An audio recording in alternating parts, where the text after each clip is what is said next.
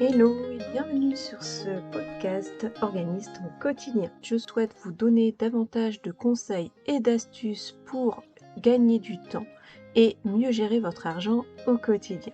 Retrouvez-moi sur le blog organisersonquotidien.fr et en attendant, je vous souhaite une bonne écoute.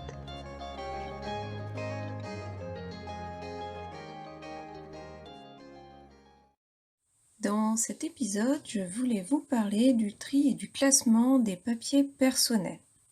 Puisqu'on accumule beaucoup de documents privés sans vraiment prendre le temps de les trier correctement. Ainsi, on peut être vite dépassé par la masse colossale de papiers personnels. Dans un premier temps, je vous propose comment trier et classer vos documents personnels et ensuite je vous parlerai de mon organisation administrative. Première étape, avant de commencer, vous allez regrouper tous les papiers au même endroit. C'est-à-dire que vous pouvez les regrouper sur la table du salon par exemple, ou encore dans votre bureau si vous en avez un. Prévoir une demi-journée ou plus selon vos besoins. Si vous n'avez pas suffisamment de temps, n'hésitez pas à découper cette tâche en plusieurs parties.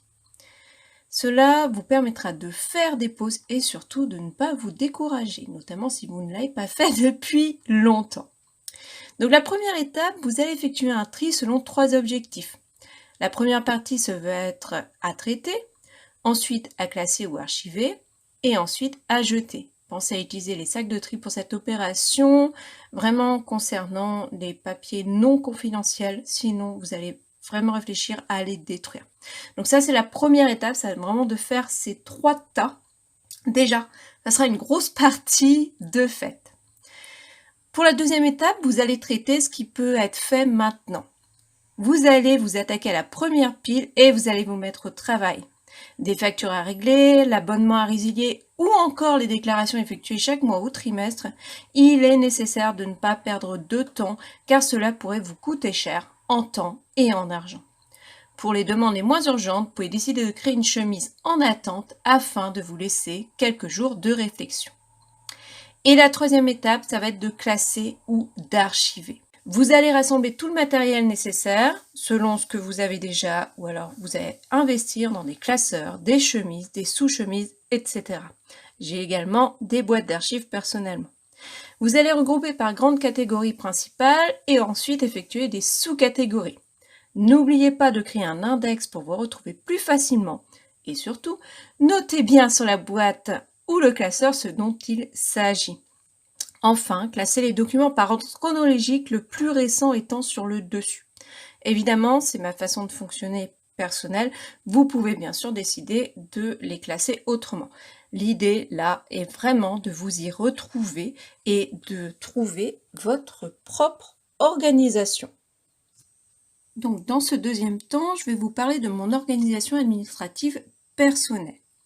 Même s'il y a de plus en plus de documents en ligne, c'est vrai qu'il reste encore, notamment dans un pays comme la France, beaucoup de papiers à trier.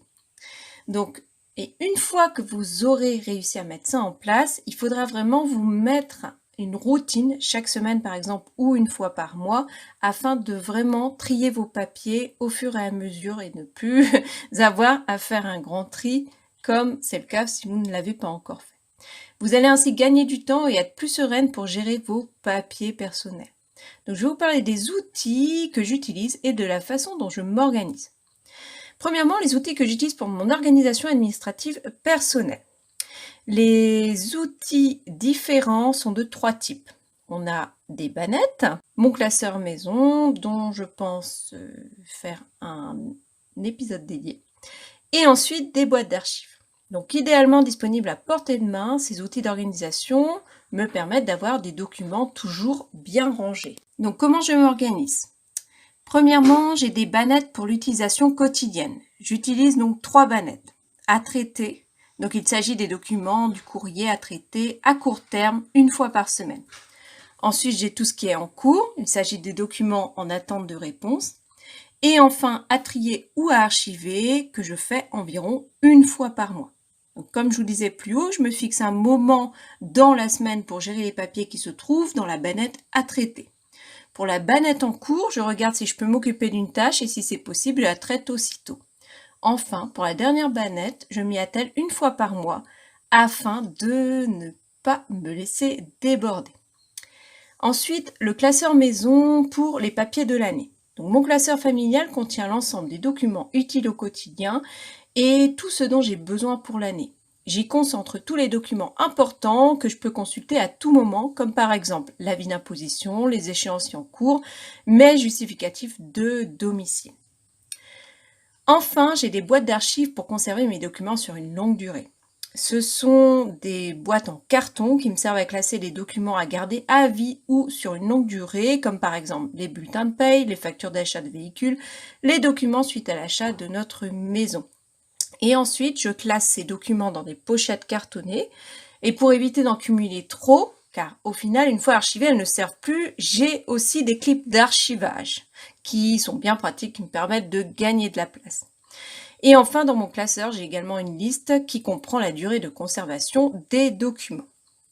Pour m'organiser, j'utilise des accessoires différents, parce que je suis assez fan de ce genre de choses depuis toujours, mais en essayant au maximum de désencombrer mon bureau. Donc mes préférences vont vers les classeurs, les chemises cartonnées et les outils pratiques au quotidien. Donc voilà pour ma façon de trier et classer les papiers personnels. Vous pouvez vous inscrire sur le blog pour recevoir des fiches pratiques afin de construire votre classeur maison. Enfin, je propose aussi un kit papier pour réussir à organiser vos documents privés une bonne fois pour toutes et mettre cette routine dans le temps. Je voulais aussi revenir sur les différents accessoires que j'utilise puisque comme je vous le disais auparavant, je suis assez fan de plein de petites choses. Donc je vous propose ici une liste de base d'accessoires que j'utilise au quotidien.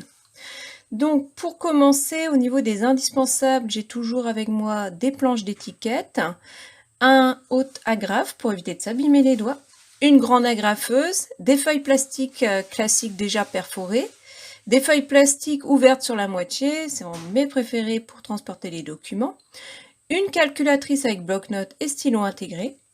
J'ai 2 clés USB, une personnelle et une professionnelle que j'ai pensé à renommer pour ne pas les confondre.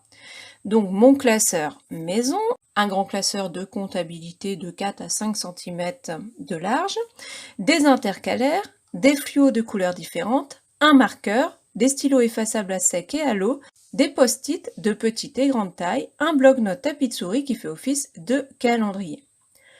En option, puisque voilà, j'ai quand même été assistante pendant très longtemps, je recommande aussi des accessoires fort utiles, mais vraiment à acquérir si vous vous en servez. J'ai par exemple une relieuse et tout le nécessaire qui va avec, une plastifieuse, ça c'est vraiment un outil que j'ai depuis plus de 10 ans, qui fonctionne très bien, et enfin une étiqueteuse. Ça aussi, c'est quelque chose dont je me sers depuis très longtemps. J'ai aussi investi dans un tableau magnétique avec bien sûr de jolies magnettes, dont des pincelettes très utiles.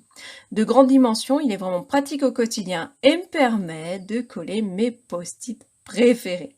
Je pense que si vous aussi vous êtes fan d'organisation, vous avez sûrement tout un tas d'accessoires. N'hésitez pas à venir échanger sur les réseaux sociaux. On en parlera avec grand plaisir. Pour terminer cet épisode, je voulais vous remercier d'être de plus en plus nombreuses et nombreux à vous abonner à ce podcast. On a déjà dépassé les 2000 écoutes en très peu de temps. Je suis ravie puisque j'adore vraiment ce format. C'est quelque chose que de toute façon j'ai toujours préféré. C'est plutôt de faire des podcasts plutôt que de la vidéo. Donc je mets aussi tous mes épisodes maintenant sur la chaîne YouTube. Comme ça peut être diffusé au plus grand nombre. N'hésitez pas à laisser une note et un commentaire sur Apple Podcast. Je me ferai un plaisir de le lire dans un prochain épisode. Et enfin, pour terminer, je voulais vous dire que je démarre prochainement des interviews. C'est quelque chose que je voulais faire depuis très longtemps. Je suis en train de voir comment organiser tout ça, contacter les futurs participants à cette aventure.